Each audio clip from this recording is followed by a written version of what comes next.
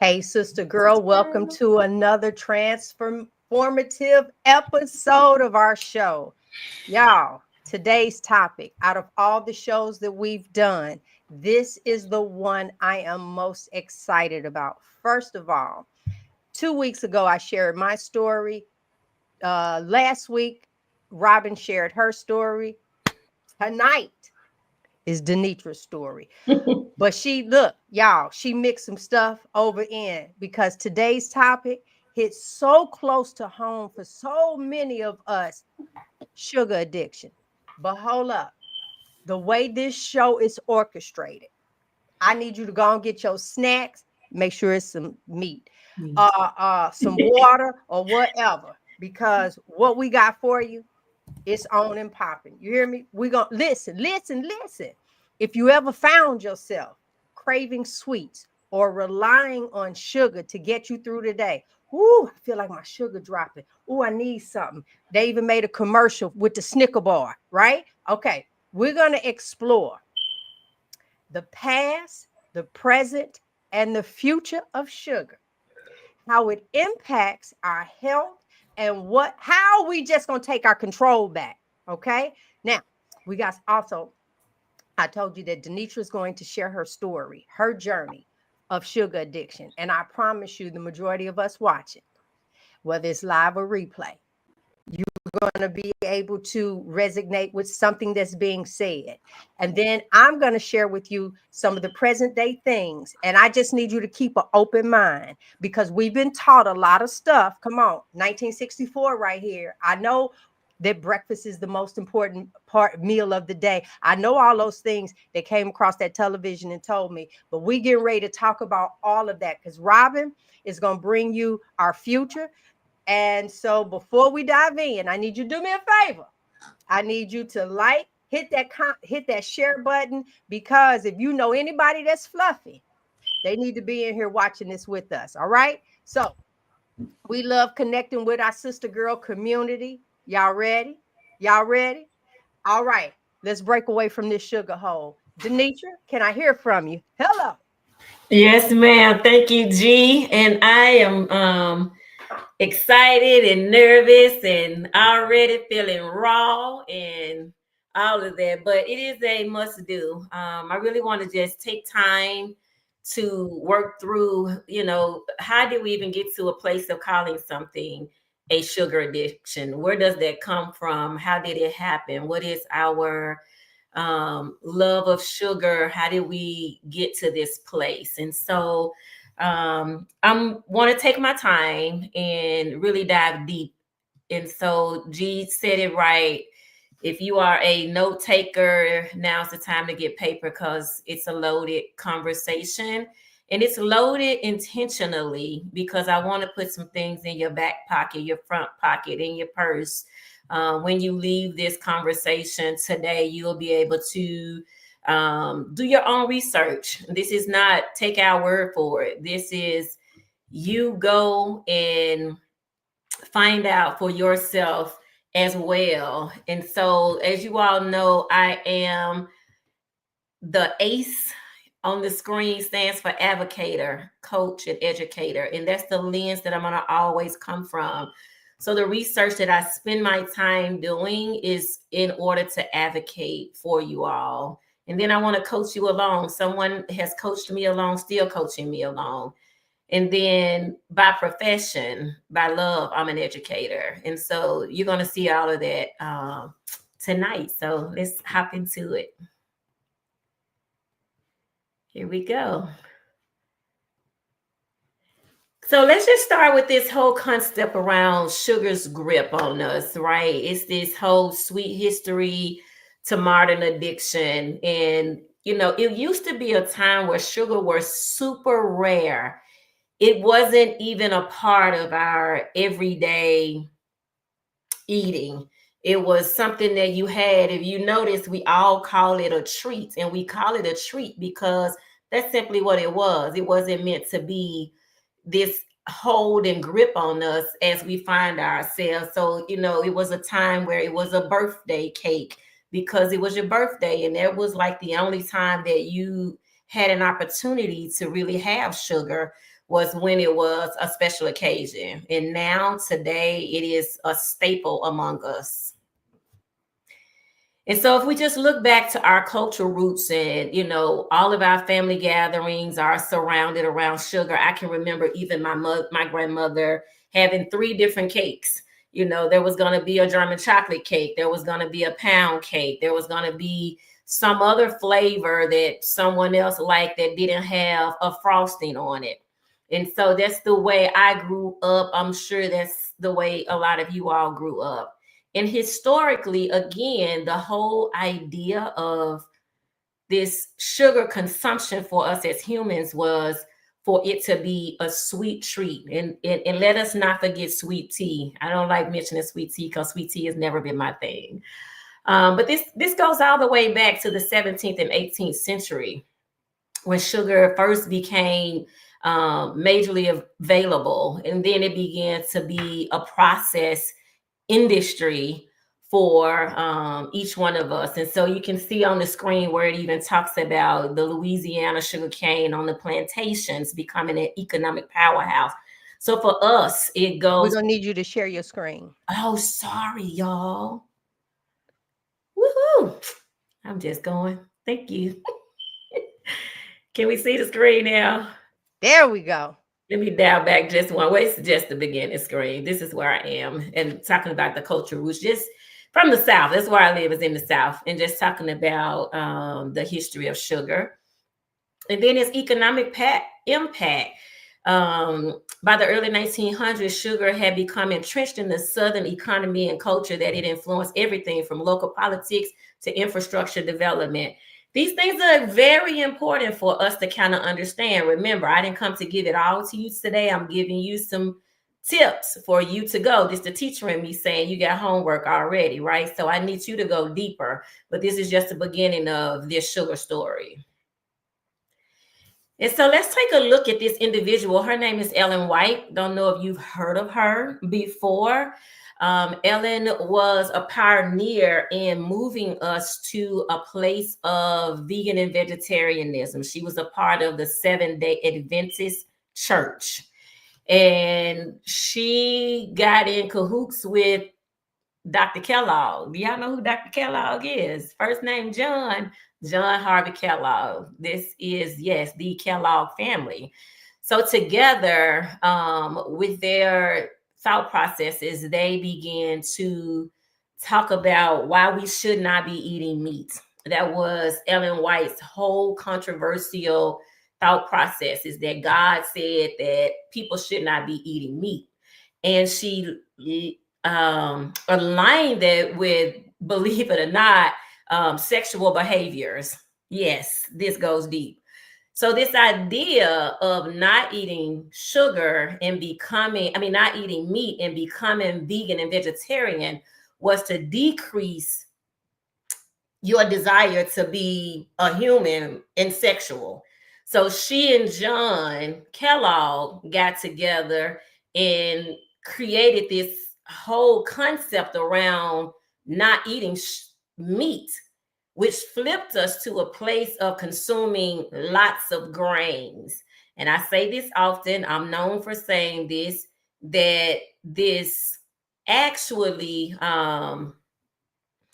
I lost my thought, sorry. This is actually how we got to a place of eating more grains. We were eating meat before, but these processes that they put in place moved us to a place of consuming more grains. And when you are not a meat eater, you are a sugar eater. Everything that you consume is going to metabolize in your body if you are a totally non-meat eater. Just hang your hat right there. So that was Ellen's work. Ellen worked with Kellogg's to create. And again, the whole concept was around this misinformation around masturbation causing disease. And so they came up with these dietary restrictions. And so basically they turned our society into a malnourished society with these meat substitutes, different cereals, and it became a fad. So again, when you hear me, G, or Robyn consistently talking about breakfast being the most important part of the day, if you go a little deeper with understanding Kellogg's, this thing wasn't working for folks. Folks weren't into really eating these cold cereals. So they started coming up with hot cereals because people wanted their meat back. And so they came up with this marketing ploy for us to say that breakfast was the most important meal of the day. Again, not scientific, not based on the time, but just based on their own thought processes, their own mindsets during their time. So these misconceptions around that have played a major role in how we eat. And so it's why we consume more. You know, we came up with Special K, then we got Fruit Loops and all these different cereals. And now you have just a little drop in the bucket of the background. So again, homework from this slide. Research for yourself who Ellen White was, what her conversation was about, how she connected with the Kellogg's, and how we ended up in this place where we are consuming more grains, we're eating less meat because of this historical information. So take that, but there's more. So there's another guy, Unsell Keys. Again, we're going deep into the history so you can understand how we got to this place. So many of us have been told by our doctors that our LDL is bad, that our LDL cholesterol is bad. We call it the bad cholesterol. And so if you wonder how we got there, and to make us believe that eating less meat or saturated fat was the way to heart health. So Unsell Keys did some studies. He was a nutritionist in the 1950s. He did some studies. The report that we heard about during that era was called the 7-country study. When in actuality, if you go back deep into the history of it, he actually studied 22 countries. But the majority of the countries did not align with his theory. So instead of bringing forth all the research to support that this low fat, no cholesterol diet was heart healthy for us, he just published what he called the 7-country study. Again, which has shaped the way that we eat, the way that we think. When I tell people that I'm a meat eater, by all means, I eat red meat. I've tried the vegan thing. I've tried the vegetarian thing. I've watched the What the Health, and it sent me in the same direction.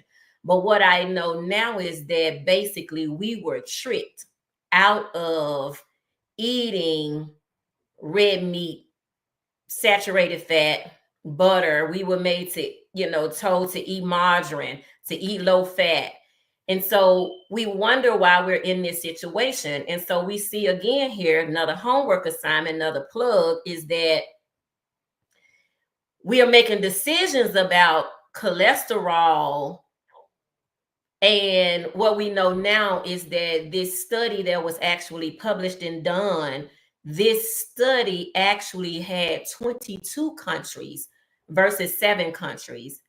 And the majority of the countries showed that eating saturated fat had no long-lasting impact on causing heart disease. Again, do your homework.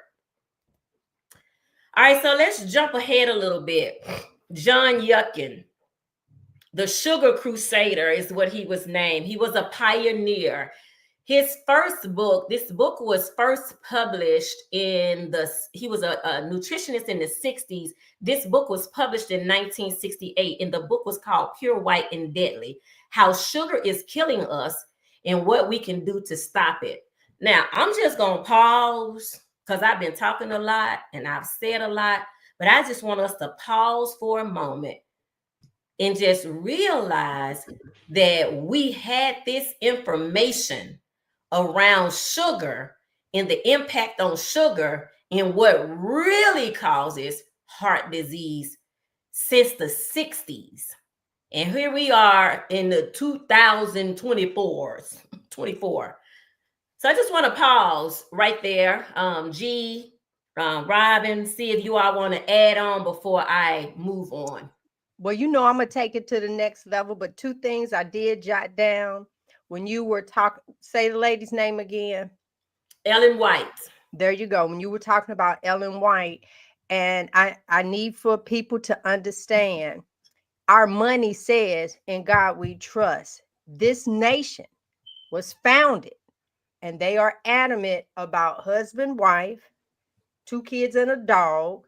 That portrayal, you see it in the school system, you see it everywhere. Listen to what happened when you reduce meat.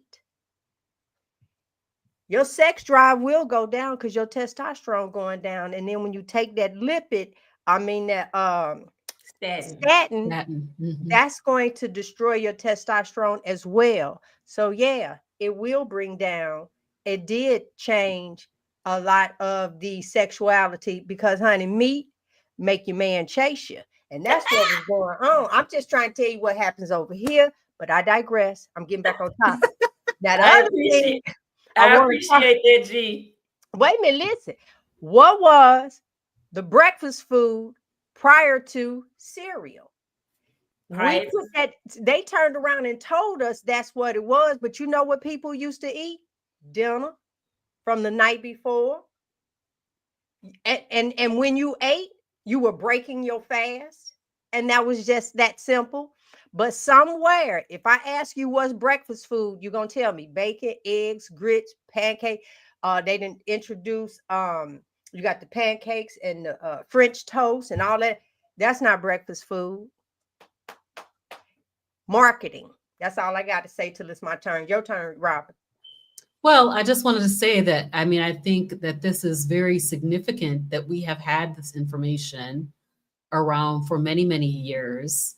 And you really have to dig to find it. So they have known, when I say they, I'm talking about big food, have known for a long time that sugar is damaging everybody. And yet, you know, our infants are being given this soluble corn syrup in their baby formula and they'll be addicted to sugar right from birth. So. Absolutely. So ladies, thank you for that. And so again, as we think about this pioneer, John Yuckin, who was disgraced during his era. But thank God for the written word. If any of you are familiar with Robert Lustig is the champion who is waking this up. So the cover that I have here is a new cover. And it's a forward in here by Robert Lustig, who's a doctor, a current doctor, and he is resurfacing this for us. I had never heard of this book. I am 54 years old, double sugar addicted, and here I am now just learning. So it makes it, when you understand your history, and we talk about this all the time, when you understand the history of a thing, it helps you with the present and the future. So that's why we're going through this the way that we are, the past, the present, and the future, because who knew, right, that these studies are out there? Who knew that there was an Ellen White? So we have a whole slew of people, including me at one time, including G at one time, including other people who have been on this vegan and vegetarian bandwagon without knowing the deep understanding of how we even got to that place. Started as some type of religious thing that this woman was hearing voices, and she heard over 2,000 voices, and these voices told her, right? But if you are a Bible reader, it's meat all through the Bible, right? So how have we jumped on this bandwagon where we think that it is the most healthy way to eat? And it is simply, as we're saying, it is marketing. It is propaganda that we have bought into. And tonight we're trying to give you tools so that you can move out of the propaganda as well. And so next, Yuckin is being vindicated. And I'm loving it, right? His book is surfacing. You can actually get the book on Audible. You can buy it on Amazon and read his work. Absolutely fascinating. One of the things that I like, because we just call doctors, but through his book, they were calling at that time, they were referring to people who studied diabetes. They were referring to them as diabetologists, is what they were called. And the other thing too is that in order for them to determine if you were diabetic, now hold on to your seat, because right now we have blood tests, right? They actually tasted the urine of the patients. And if it had a sweet taste, this is how we diagnose diabetes. Okay, y'all, the history is fascinating. Get informed and let's figure out the way we have been misinformed, or this information has been covered up. And I will go further to say, even by the American Diabetes Association, even by the American Heart Association. And we can just say that people are misinformed. This information has surfaced relative to plants being the best thing you can do. But if you really think about it, y'all, just, and I call it uncommon sense, but it's sense nevertheless, is that plants are a bulking agent. They are what we use to build houses. It's the same wood. I sit in my backyard during the summer and I watch the birds. I watch them build a nest, bring the mud. I never watch them eat that, because they have sense enough to know that this is how I build a house. And when the eggs hatch and their babies are there, I never see them try to force feed their babies something that's not natural to them. They feed them worms, no matter how long they have to stay out, no matter how long the baby, the male bird and the female bird, they go back and forth. So I say to myself, oh my God, there was a time where I didn't have bird sense. Because even a bird knows what to feed its babies. And as Robyn said, we're feeding our babies corn syrup. It's in the formula. We're giving the elderly Ensure and all of these shakes that have corn syrup in them. It is not natural to the body. So kudos for Robyn Lustig, who is, bringing back Yuckins. Again, homework assignment, download it on your Audible, get the book in your house and start reading about how we got in the trouble that we have been in our day and time relative to sugar, how we are so focused on cholesterol and sugar has just gotten a pass, right? We no longer want to give sugar a pass. We want to recognize that anything that is not animal-based, that's not meat-based, that is, if it is plant-based, it is sugar. It is going to metabolize in your body as sugar. Whether it is, even if it is processed sugar, whether it's vegetables or fruit. All right, so we've talked a little bit already about this rise of sugar in this historical. So there was a time where we only did 2 to 4 pounds per year of sugar, right?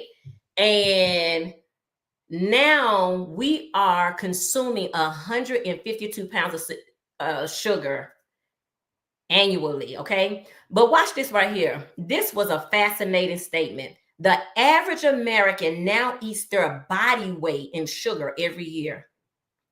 Wow. Right? So you think about what your weight is. You're eating that much sugar on average. And so this is how we become addicted. Okay. All right. So I want to go through this one really fast. Again, I'm dropping nuggets so that you can do homework, but I wanted to bring it all forth. So when you think about understanding sugar addiction and its insulin response, addiction is definitely a biochemical dependency. Let's be clear. Sugar addiction is no different then alcohol addiction, crack addiction. It has impacted the brain in a way. And the research shows that it is 8 times stronger than even cocaine. So the reason why we got a sweet tooth, I just gotta have some sugar, I gotta have some after lunch, it's not that you just been bad or you just like sugar. It is definitely a chemical reaction that you're having. And so the more you give it to yourself. So sometimes when I hear people, well, I just do fruit, that's still feeding an addiction. Well, I just do this, it's still feeding the sugar addiction. All right. So then you have this sugar rush. And then insulin is all over the place. So we talk a lot in this group about insulin resistance, metabolic syndrome. That is because you are overworking the normal hormone in your body because of the amount of sugar you're consuming. And so you go on this high and then you have this crash. Then you got this emotional response. And then it's the addictive loop. It just keeps going. Sugar consumption, pleasure, crash, cravings, more sugar. Sugar consumption, pleasure, crash, cravings, more sugar. And it just keeps going. So what do we do? How do we move from being sugar addicted to being satiated on saturated fat? Oh my God, did she say saturated fat? Can everybody say with me? Yes, she did. This is how you get over your addiction. And when I start going into my journey, you'll be able to see me talk about all the things I've tried myself related to sugar addiction. You'll be able to see, right? So I've done it all. And so that's why it's just 1, 2 in here. Sugar addiction to satiating saturated fat. That is what saved my life. That is how I overcame my sugar addiction. Like, I'm just taking the bells off and letting you know, because it keeps me satiated. Learn that word, satiated. You want to be full. The problem, the reason why we're eating 3 meals a day and multiple stacks during the day, because we've been eating things that did not satiate the body. And when the body isn't satiated, it means that it is still ravenous. It's looking for something all the time. So again, and I've said this often, it's kind of like your car. You can fill your car, your gas tank up with stuff, right? But if you don't fill it up with gas, it is not going to perform optimally. It is going to tear your car up. It is the same thing for the body. In order for the body to be satiated, full, satisfied, and able to perform optimally, you must feed it what it needs. And that is protein and fat. Carbohydrates are non-essential. Carbohydrates is a fancy word for sugar. Yes, you can live your life without sugar. Okay? And so let me just quickly talk about my own journey. I was having a conversation with my mom today, just trying to fill in some of the gaps. And so as a little girl, around 4 years old, I had my first seizure. I was epileptic and I had my first seizure. And we do know that stress has a lot to do with how our body performs. And so as a little girl, around 4 years old, my mother and father were separated, and I had drank a grape soda forever. I don't drink grape drinks. When my aunt, my mom, and all of them shared that with me, I was like, I'm never drinking a grape drink again, right? Now, we know that it's something deeper than that, right? But all of these things together are what was some of the first signs of me becoming sugar addicted. I lived in a neighborhood where I could literally go to the Al's Tasty Burger, and I would have a hot dog special. There was a hot dog with French fries, a salad, and you were going to get a milkshake, right? I knew how to walk there. I knew how to walk to the bakery. So these things started very early for me. The seizures that I had, I was prescribed, my mother told me how to say the word phenobarbital, treated the symptoms of my seizures. Now, I will say, and thanks be to God, that I've not had a seizure or any type of epileptic episodes since maybe kindergarten or first grade, before actually really going into grade school. My mother did a phenomenal job of getting me to the best doctors and making sure that I was good. But it did not remove the addiction. So even through my teenage years, like I figured out early how to ride my bike to a bakery and buy pétaphores. I don't know if any of you know what pétaphores are. Like I was speaking French even back then, right? It's petit fours, right? Pétaphores. I would work and do a paper route with my stepfather because if I could get $1.50, I knew I could get 3 hot cakes and a sausage. If I had $3, I could get 6 pancakes, right? So these are the things that were like, even in my teenage years, my stepfather was a professional waiter and he would bring home wedding cake. Y'all, when I figured out wedding cake and birthday cake, right? I learned that you could have a cake without a birthday and it messed me up for my life, right? I learned how to just go to Cecil's, which was a store in our neighborhood, and just buy a cake and just say, eat me. I did this for years. If it was your birthday, anybody's birthday, I did not care. You was going to get a sheet cake from me, and I just needed the 4 corners where the most icing was. When I was a teacher, my students knew if there was a party, I was bringing the cake, the cupcakes. They already knew. Miss Payne got that. That was my maiden name was Payne. So I'm saying it to say, like, when I look back over my life in my practices, my habits, the things that I celebrated, we celebrated with birthday cake. We celebrated with cookies. You know, I wanted my name on the cake. All of these things were contributing to my addiction of sugar. And it did not stop there. It did not stop there. If you notice, when I was a teenager, I started working in restaurants. My first job was Wendy's. Then I went to work at McDonald's. I've done the fast foods. I've done the ice cream shop. Even before Dairy Queen became popular, I worked in an ice cream shop that made sure that we could put the little goodies in there. I was a short order cook. So I worked at the breakfast restaurants, Waffle House. So here I go with the waffles. Here I go with the sausage, the sandwiches. So I'm saying all of these things, I was building out what I know now was a sugar addiction. Even in my early career, when I became a teacher, I talked about that a little bit already, but just the teacher's lounge, the snacks, the parties with the kids, like I didn't know not to have these things. I continued to consume them. But then things started happening. My health started declining. I started going through mood swings. I was having chronic fatigue. I couldn't figure out what the heck was happening to me. Ultimately, I ended up with a lupus diagnosis. I had this excessive weight. The inflammation was so painful.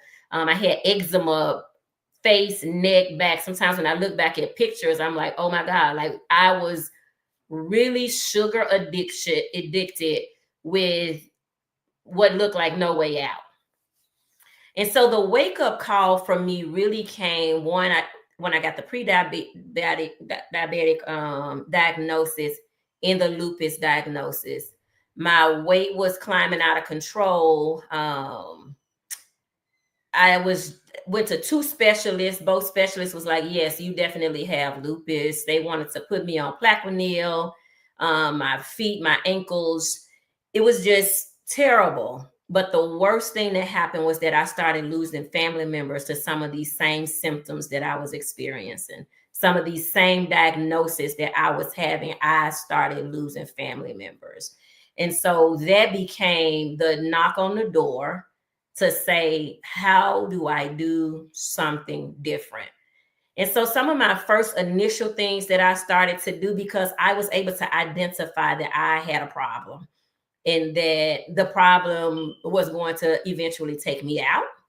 And so I've been to Food Addict Anonymous. I've done Overeaters. I was the queen of Weight Watchers. Yes, I did vegan, vegetarian, low fat. I had gym memberships. I probably am the reason why some gyms are still in business, because I was paying for them and not going to them. So, so I was doing all of these things. And I will say, in some of the cases, there was this yo-yo, right? I would lose the weight, but I couldn't even pinpoint why I was losing the weight, right? I was like, okay, I'm looking good. But then for me, I need to celebrate because I did good. So I would start eating the same way again. And because it's an addiction, if I get some of it, it ain't going away. right? I'm not the moderating type. So that's the other, to me, the other way we've been tricked is to be told that we can moderate.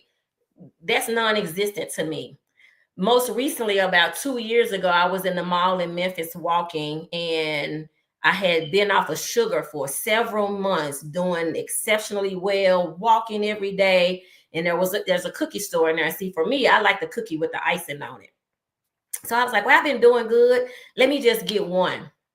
So I went, I was like, okay, I got one. Well, then the addiction started kicking in, right?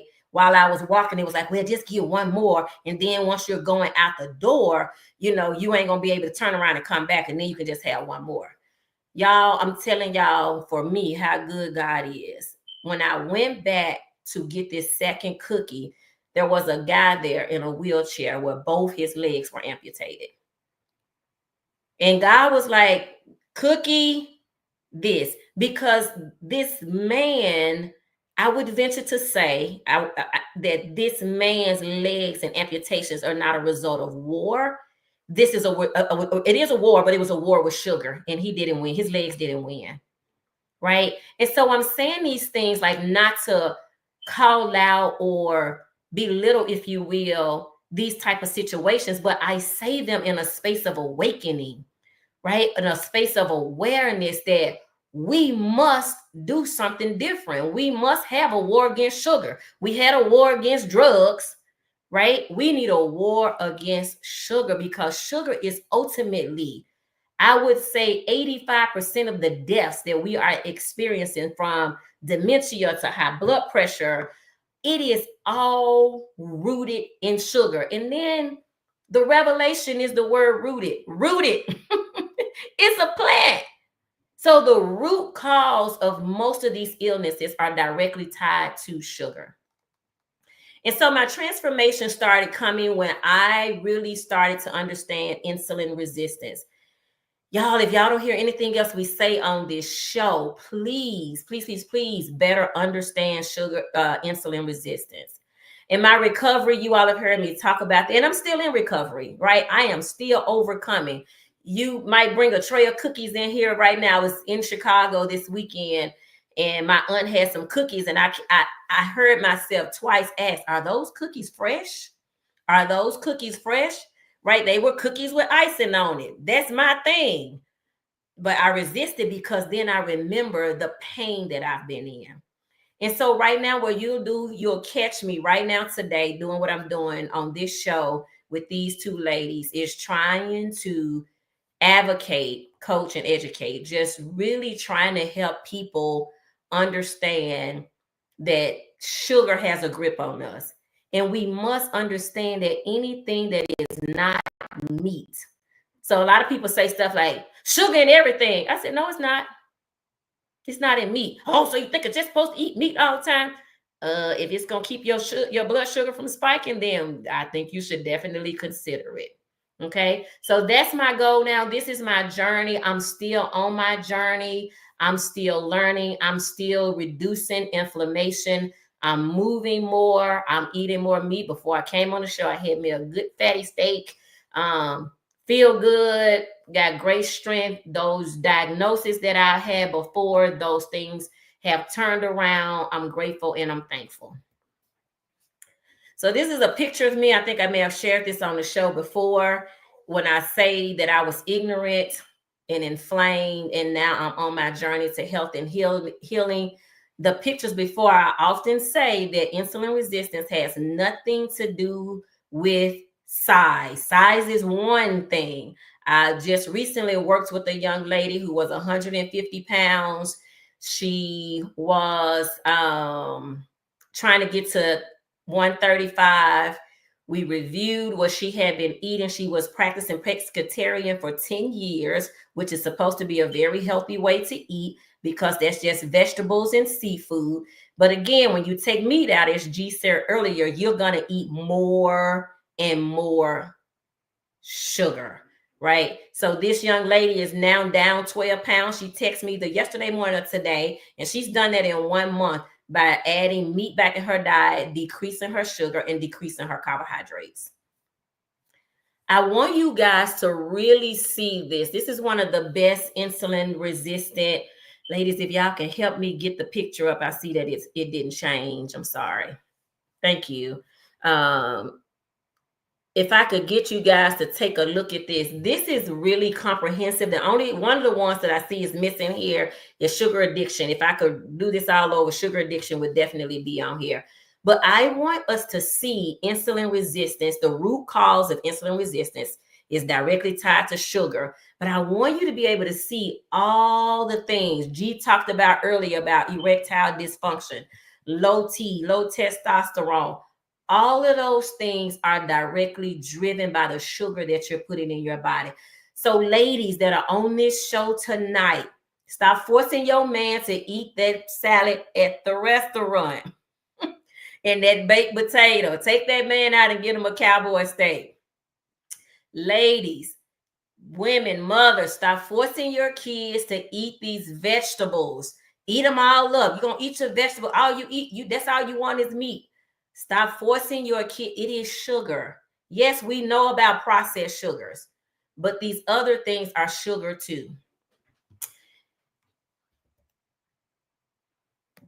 All right, ladies. I have one last thing. I just want to talk through some strategies around reducing your intake. Some of the things that we've done, and that is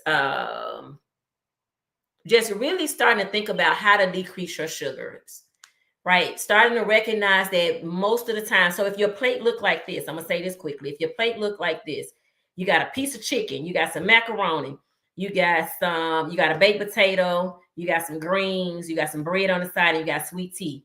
Everything on that plate is sugar except for the meat that you had. Okay, I just want y'all to start thinking about that. And so when you're trying to figure out why my blood sugar is spiking, this is why. All right, let's think about not using stress as a way to eat. Be mindful. So I want to turn it over to Robyn, and Robyn is going to give us some really good tips about the future of sugar, where we are with sugar, and some things that, adding to this list, some things that we can do to start to reduce our sugar. Hey, actually, it's going to be me that said. Sorry. That's all right. That's all right. Hold on. Let me get the screen right so y'all can. No, wrong person. Hold on. So y'all can see me. That's still not the right one. Y'all, I'm gonna get this right.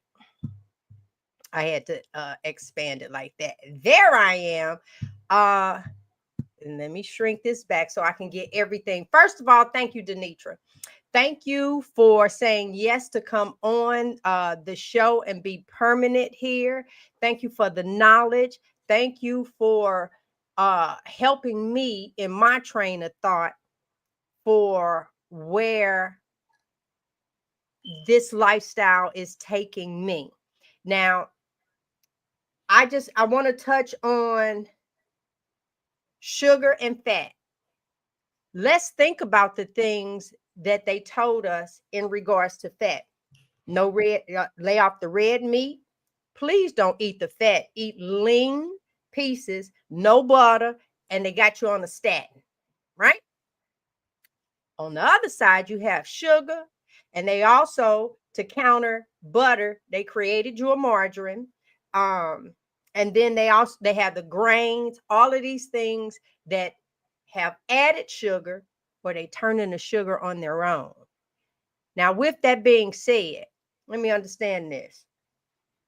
The insulin shots, your little meter reader, is still not working because other things are happening to your body.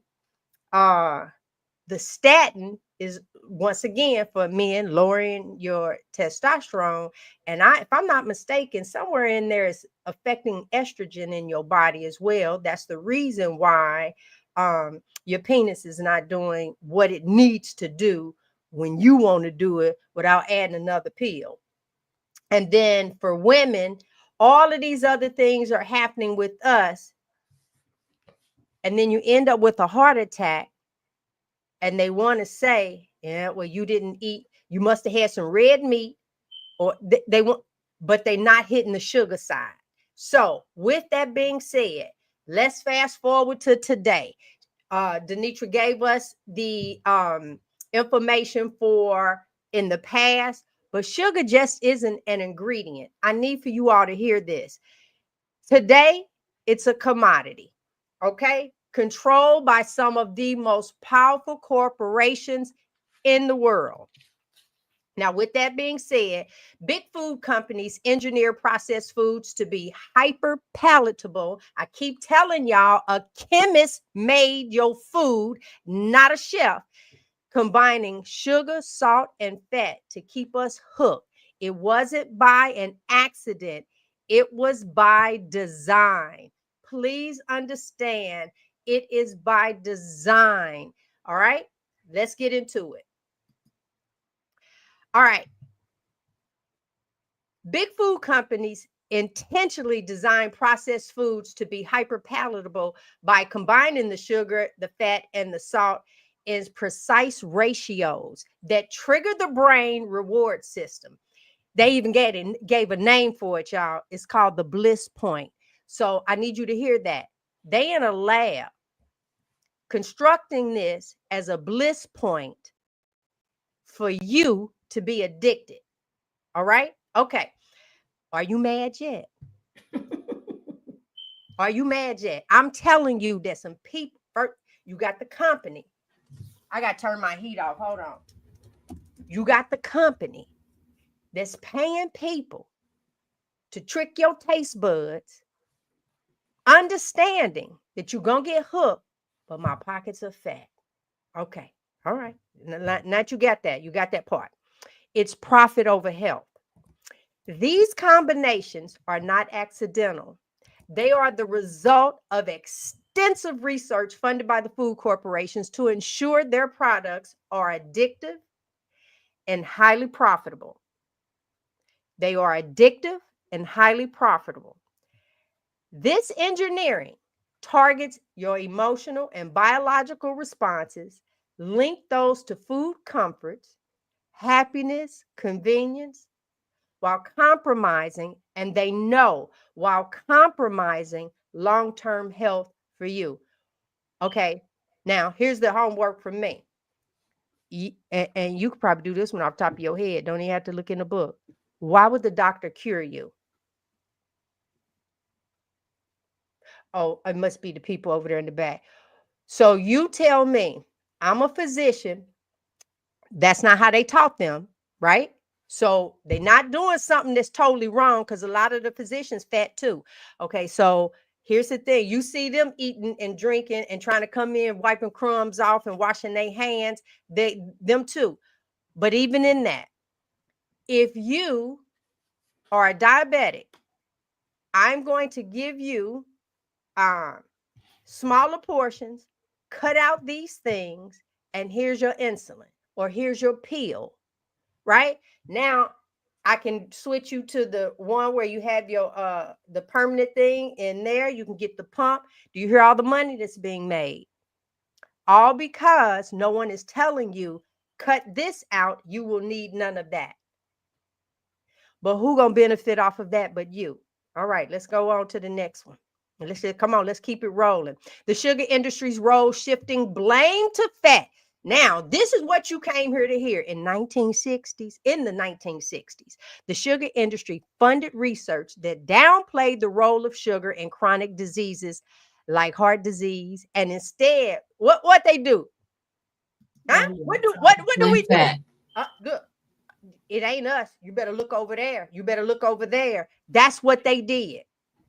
Now, with that, they pointed the finger to the red meat, right? That, look, what they tell you, ooh, don't eat that red meat. It get in your gut, and it's just it's gonna ferment and rot in your gut. We repeat that. We repeat that all the time. We repeat that. The long-term impact of this shift in the public health led to the rise of the low fat. Y'all know it's written on everything. And you think because it says low fat, that means less fat go on you. That's not what that means at all.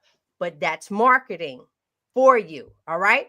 So By focusing on the fat as the enemy, the real culprit, sugar consumption, baby, look, it's hiding in plain sight. What that movie say? Your eyes is wide shut. No, open wide eyes. Some old craziness. Baby, they doing it right in our faces. And for every commercial, you don't think they would do a commercial to keep telling you about statins and fat, how it's bad for you? But then you get the Cheerios commercial. We slide the bowl over to Pawpaw. Pawpaw, can you eat this? Because I don't want to lose you. It has a big old heart on it, Pawpaw, the Cheerios, right? Okay. All right. Lobbying. All right. First of all, let me just ask you, is it making sense to you yet that it's hiding in plain sight? Okay. All right. Influence of government policy. Ooh, the big food company spend billion. Now I need you to go to Washington, just in your head. That's all. Look at this picture. Go to Washington. The big food companies spend billions of dollars lobbying governments to ensure that the sugar remains a staple in the food supply and that regulations around sugar consumption stay lenient. This lobby includes funding studies, publishing favorable policies, and even influencing school programs. Hello, school programs. Hello, school programs. Why you get a donut for breakfast at school and cereal, a big old super donut that's dry as all get out? Okay. Okay, so the word on the street is, all right, let's gossip a little. Let me show you this. Wait, we're okay. If you, because let me tell you this part. Historically, the sugar blaming. Let's get over to him first. Let's get over here. Oh, wait, this one. This one right here. The deception. Historically, the sugar industry worked behind the scenes to shift the blame for rising health issues like heart disease. They're going to keep pushing out that red meat. You need to be on the statin. Jardians, woo, woo, woo. One of the most notable examples is this Ansel Keys. And DeNitra hit on him a moment ago, which is here. Now, wait, first of all, you see the family sitting around, right? This is what they are teaching us. Now, you go here in the 1950, Ansel Keys gains prominence in the lipid. Come on, that's your cholesterol. That's what he's talking about. In the 60s and 70s, the sugar industry converted funds, right? Study supporting Keys. Woo, we found somebody that's gonna do it.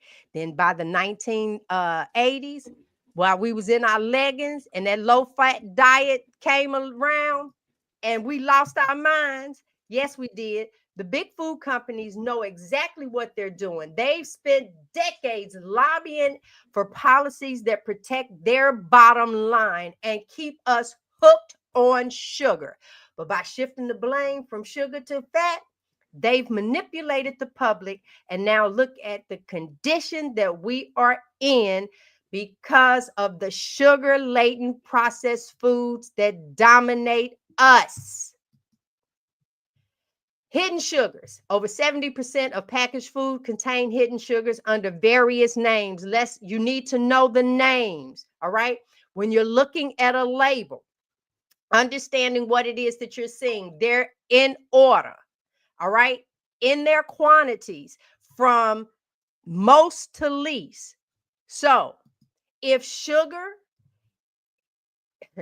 is within them first 4 ingredients after that long list, that's a lot of sugar, especially if it's like number 3. Look at your ketchup, look at your barbecue sauces, look at those things that we just turn around and don't even think in regards to. Imagine you're putting the sugar in, and now for all the pictures that you've seen, what you think a nerve ending looks like. So for me, you see it, and then they kind of venture off, and maybe at the very tip, that's sugar. And we're not just talking white sugar. All of the things that turn into sugar, those little nerve endings around are inflamed. So you wonder why you have a numbing, tingling sensation in your fingertips. You wondering why your hands freeze all the time. You wondering why you got spots and stuff on your skin. Go to the doctor, they're going to give you a cream. They'll never tell you, because some of them don't know, but they will never tell you it is what you are eating that has turned into sugar and your body is rejecting it. Let's talk about this. Birthday party. DeNitra touched on this. You got the cake with the frosting. Most cakes made with 3-4 cups of sugar, right? The flour, them two right there, because those will be the first two ingredients. Those two right there already sent your system into an overrun. And your icing is nothing but what? Powdered sugar. All right. So you have that. Sometimes you might have the cupcakes, and then you got the candy section with the gummy bears, the lollipops, the bubble gum. You got the little treat bags. Then you go over to the fruit punch, or you got the ice cream with the soda over in it, or you just got the fruit pouches, the soda, the energy drinks, and all of them are high fructose corn syrup or cane sugar. Now, on top of that, you got to add the ice cream. You got a plate of cookies, and you might have some brownies, whether it's for the adults. Some even serve Jell-O, soda, granola bars where you're trying to be healthy. Now, try to remove the guilt that you have, because we all did the birthday parties like that. And once you see how much sugar is in ketchup, and you had the ketchup with the hot dog, but you had that bun with it as well. We've done it. We do it to the kids. Oh my God, these kids is just running around. They pinging. Baby, they nerve endings are so inflamed. And we want them to behave a certain way. No, we're just going to go put them on ADHD meds and get them where we need it to be. All right. The impact of sugar on obesity, diabetes, and mental health. We want to empower you. A society grappling with obesity, diabetes, and even mental health challenges, all linked to sugar addiction. But here's the good news. Becoming aware is step number one. By the fact that you sat here with us this time, right? You're making something, you're doing something different. Now, I got a couple of slides that there's more, but these are the last two slides I'm going to show you. If you went to the zoo, all right, imagine you took the kids to the zoo, and this is what the animals look like at the zoo. You would say something ain't right with that.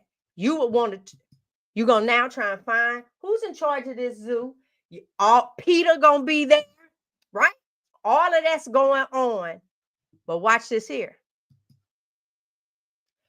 Where it's the exact same thing. So who we calling now? You got the big girl.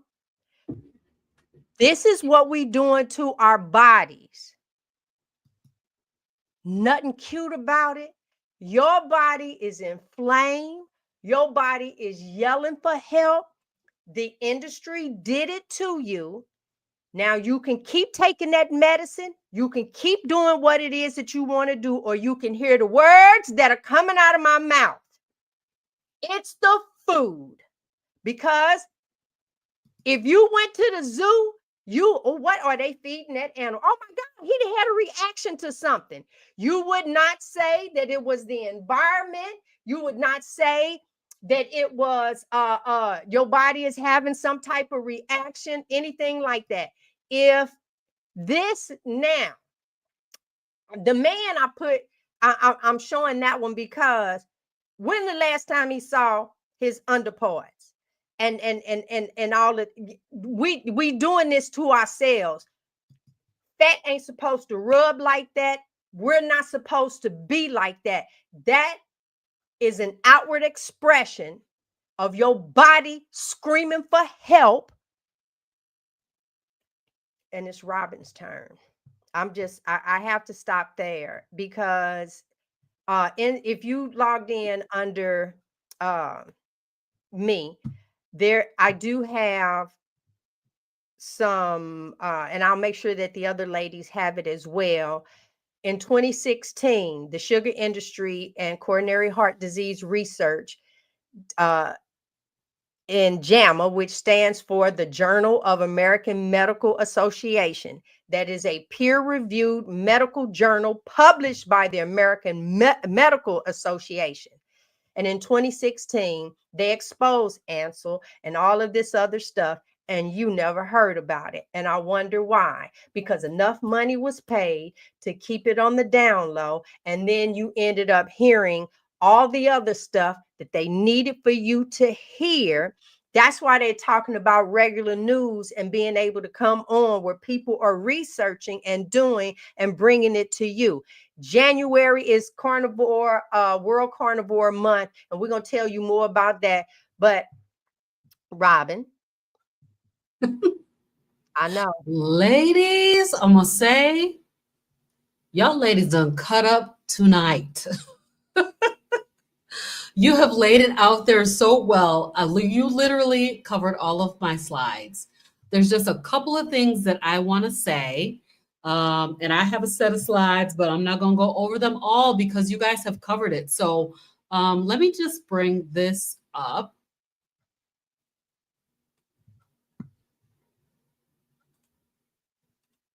So I'm going to skip through most of this because we heard already. What is the sugar doing? The sugar is contributing to all manner of diseases. And we talk about the fact that the carnivore diet can cure all manner of diseases. And it's because meat does not have sugar. It does not cause that same insulin response that you're having from all of that. So, you know, we talk about weight gain, we talk about all kinds of chronic diseases. But what I want to mention tonight is that there is hope. There is hope out here, right? So there has been a huge rise.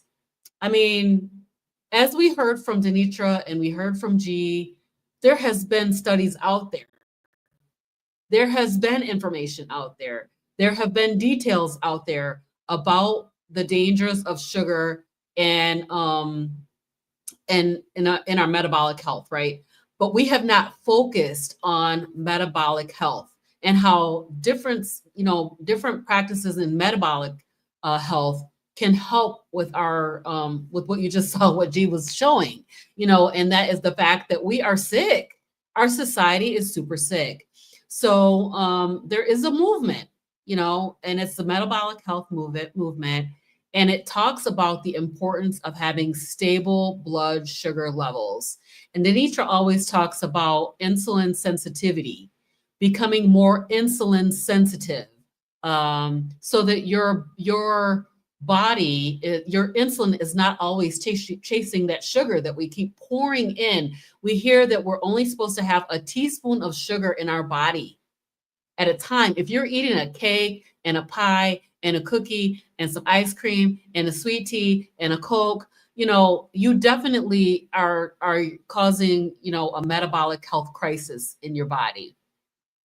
So we do have some innovations that are coming out. We know that we got the continuous glucose monitors. We're able to wear that. You're able to get that over the counter now. And so you can buy it yourself and you can see what the food is doing to you. You can track it for yourself. And see, when I have this sugar-free sweetener, for instance, what does that do to my blood glucose? And so those things are innovations that we have. So this is going to help you. And if you go on a carnivore diet, your body is going to tell you what's going on. I mean, I'm listening to the ladies and they're saying, I went on carnivore and now I realize that this food is causing me a problem. And if I have too much of this, it causes me a problem. And those are the things that are going to happen to you when you learn your body better. When you have so much noise from all of the food that you're eating, there's no way for you to figure out what it is that's actually causing the problem. So there's this metabolic health research. We have some great doctors out here that are doing the work, and I just pulled a couple of them. DeNitra talked about Dr. Robert Lustig, who is building on the work of Chutkin. Is that Chutkin? Of Chutkin. John And Yutkin, yeah, of Yutkin. And then we have Dr. Eric Westman, who's also building on the work of Dr. Robert Atkins. So if you guys have heard of the Atkins diet, and he was demonized as he was coming up with a low carb way of eating for people. But Dr. Eric Westman is continuing on with his work. And then we have Dr. Richard Johnson, who is a leader in fructose metabolism. He's an expert in fructose metabolism. And he wrote a book called Nature Wants Us to Be Fat. So that's another one that you can take a look at. And Robyn, I just want to add a name to that. Never mind. I see you coming. I'm sorry. So influential voices that we have out here. So Dr. Ken Berry, he is the reason that I am on a carnivore diet today. And I know that for many of you, you probably have heard of him and have listened to his videos. He has a video on almost every subject, all of the things that ail you. And he talks about whether or not a proper human diet can help with that. And I pretty much guarantee that it most likely can. So Dr. Berry's a family physician. He wrote a book, and that book is called Lies My Doctor Told Me. He's also got another great book out here about common sense labs that you can use to figure out what should I be asking my doctor when I go. And I know that DeNitra always mentions the fasting insulin. So we want to make sure that when we're going to get those labs, that we ask our doctor to do a fasting insulin. And when you ask, basically, your doctor works for you. Sometimes they're going to push back on that, and they're going to say, you don't need a fasting insulin. You tell them that you want it. And if they won't get it for you, you find a new doctor. Dr. Jason Fung, he is a nephrologist. He's an expert on intermittent fasting, which is a great way to help with your metabolic concerns and issues. And he wrote a number of books, one of which is called The Obesity Code. And I wanted to mention Dr. Sarah Hallberg. Actually, Dr. Sarah Hallberg was one of the very first persons that I ever heard talking about low carb diets. She's actually passed away now, but she did a TED Talk that was so dynamic and so great in talking about low carb diets. And she's like, one of the best out there. So if you want to take a look at her TED Talk, that was really, really good. So, and then I want to say, I just want to mention sugar alternatives because these are a touchy subject, right? So there are lots of sugar alternatives out here. And I know DeNitra has a list of 250 something things that are actually sugar. And so we want to remember that a lot of our sugar alternatives are actually sugar. And so we want to be really cautious about that. And I think that there will be more sugar alternatives coming. So, you just want to be cautious about it and be mindful, knowing that some of these are probably dangerous for us. We know that these have not been out here for very long. So aspartame and sucralose, anything ending in ose is a sugar. It might have some unintended consequences. I know that some people still have a sugar response, an insulin response to artificial sugars and artificial sweeteners. So you want to be really cautious about that. And then I wanted to just mention this. So want to take an action plan, right? So we really need to be educated, and we got a lot of homework tonight. So make sure that you're reading the labels. As G mentioned, if you've got sugar in those first four, you're looking at quite a bit of sugar in the label. And so those hidden sugars are in foods that you don't expect. She mentioned ketchup. Salad dressings are big.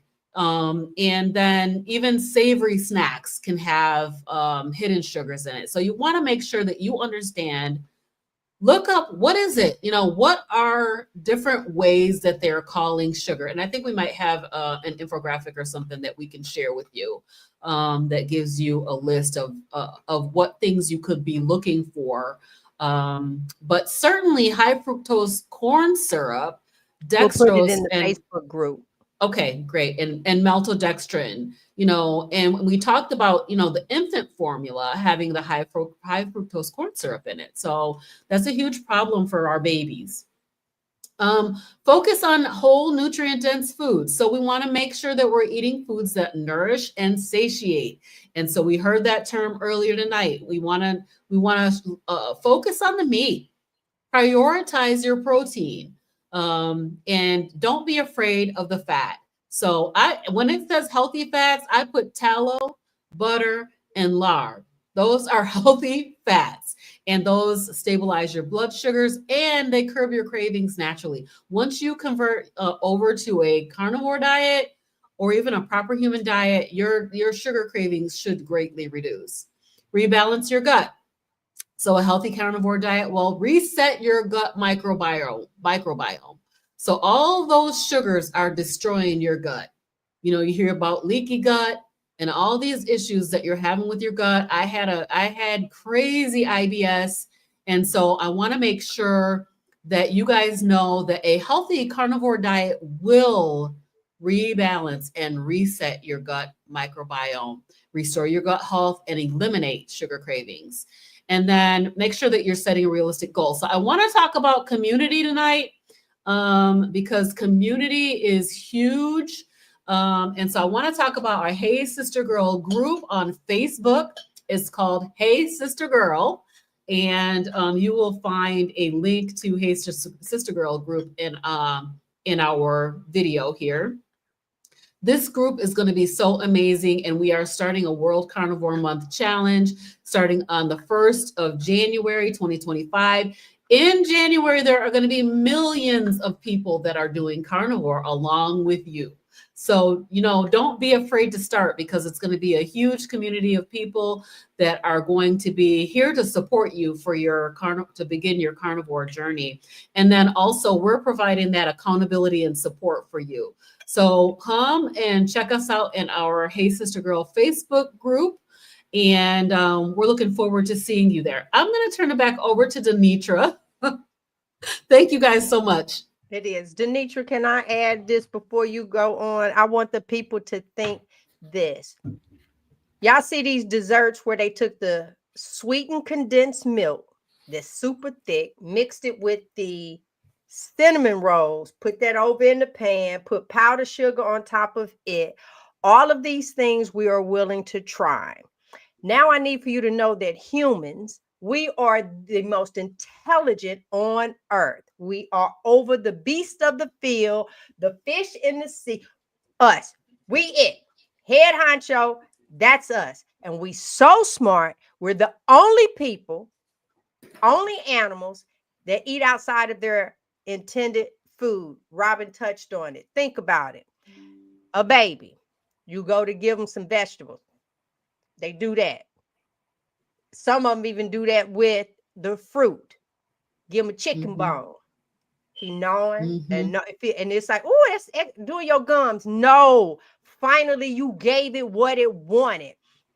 DeNitra talked about when the bird comes, fed it a worm, didn't turn around and say, well, look at here.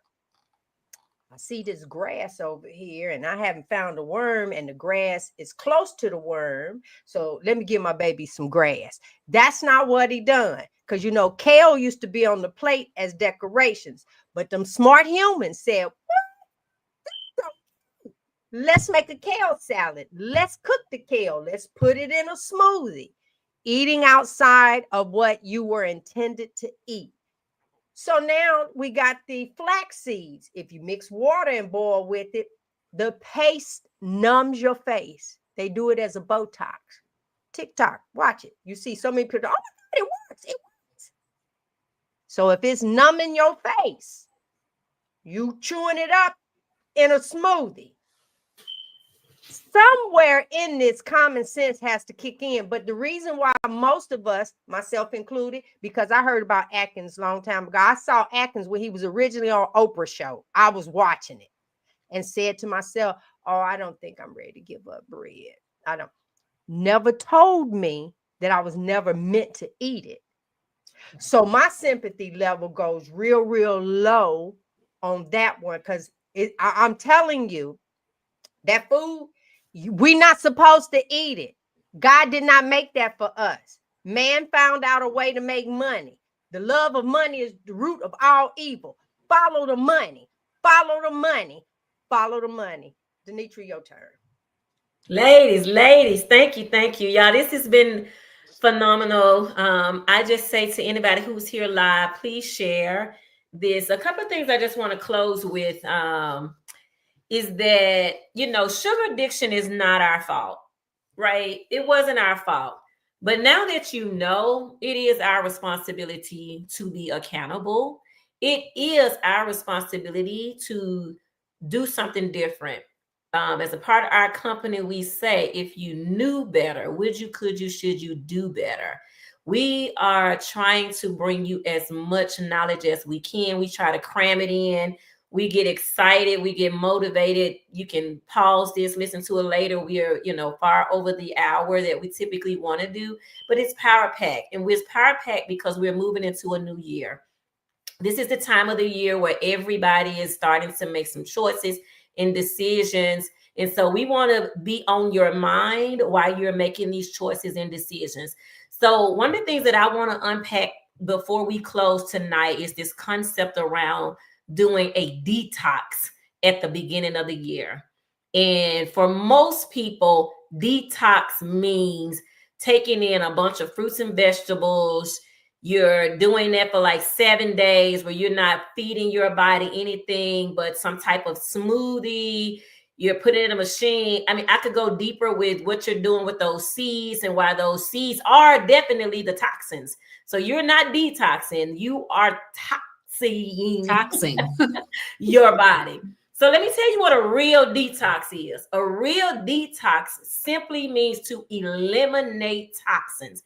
The thing says D means without, take it out.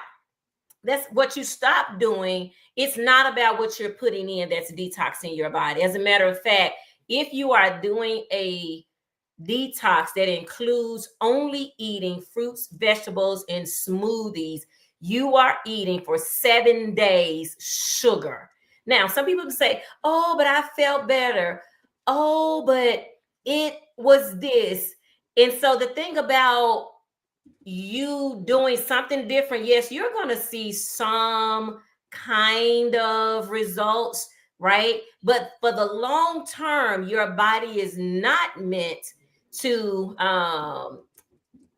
metabolize sugar. Let us get focused on what the human body actually is meant to receive. And that is a diet of proteins and fats are where you're going to find your healthiest eating that will sustain you. And for anybody who doubts the harm that veganism and plant-based can do, another homework assignment. Google X vegans. Google X plant-based folks. Figure out right here. I'm one and G is one. Four and a half years. And right. And they still needed to do 2 surgeries, fibromyalgia, you name it, I had it. Now I am symptom-free, medication-free. I'm 60 years old, and there isn't a vegan around that could tell me anything because I've lived the life. I've done it. And I'm telling you that on your insides, forget what your outsides are looking like. If you got them dark circles, DeNitra, tell them what the dark circles is. You're decaying. Your body is literally decaying. From the inside. So, oh, yep. She says she an ex-vegan too. And I see I see someone in the comments. I know. Bless his heart, Father. Bless his heart. I want to say it just for the people that are here. And I'm not gonna block Jim. No, Jim, we're not. Okay. Welcome. We want Jim to be here to hear good information. How you gonna learn, Jim? Because you're talking to ex-vegans, girl, Jim. So here's the thing that I was saying is what we like for you to do is, as another homework assignment, is to Google ex-vegans. what you will learn from that is people who were diehard practicing veganism, vegetarianism. I know you're hearing it from G and I, and you've heard it from other people. What you will find out is the harm that lifestyle. I was diagnosed with lupus. I know other people who've had prostate cancer. And so I'm just saying this to you to say as a homework assignment. Guys, we are here to support you. We want to see you in the Hey Sister Girl group. Guys, we got something coming for you soon. We got something coming for guys soon. Make your decision to do something different at the beginning of the year. Are we saying drop everything and go carnivore? Yes, but no. Yes. But I mean, you can actually do it, but you know, Carnivore month. Do it. For Carnivore month, challenge yourself. Let me tell you what Carnivore month could look like. So I make an egg salad. That's carnivore, right? I put salmon in it, right? So those things are still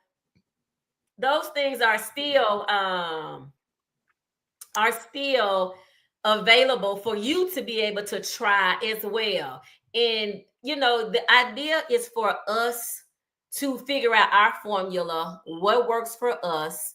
And if what you're doing right now is not working for you, all we're submitting to you is to try carnivore. And what we're basically saying, the basis of this is removing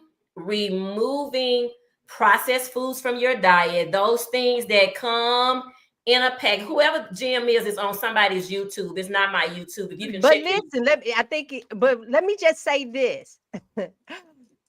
This is women. Hey, sister girl.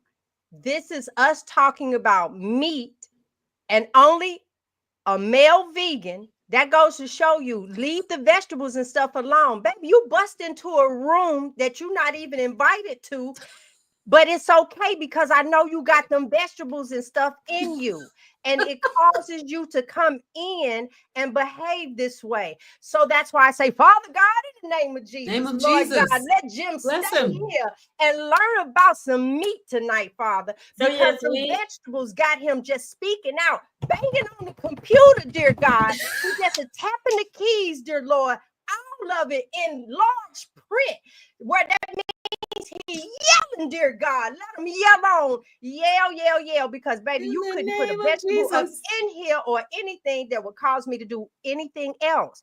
So I say, you're showing what the vegetables are doing to you, sweetie. Yes, we are crazy. That is it. And you the only one that came in and did this. Bless your heart. My God, you guys, we arrived. We got our first troll. Yay. I know. So everybody that was there, and I think the information is really good for Jim. I think the information is good for Jim. I think that's why Jim is sticking around. So there you go. And look, and Jim is pushing out our content with me. So thank you. So thank you, Jim. We appreciate it. Applause. Jim is the hero tonight. I'm gonna have to put you in on the thumbnail, sir. Go ahead. So thank you all for joining. We also have a walking challenge that we'll drop that link inside. I don't have a pet cow, Jim. We'll drop that link inside of our show notes in our YouTube videos. I'm grateful. I'm grateful, G, that Jim is here. We just want Jim. This is why I'm still talking, because let me say this. Nothing happens by accident. That's it.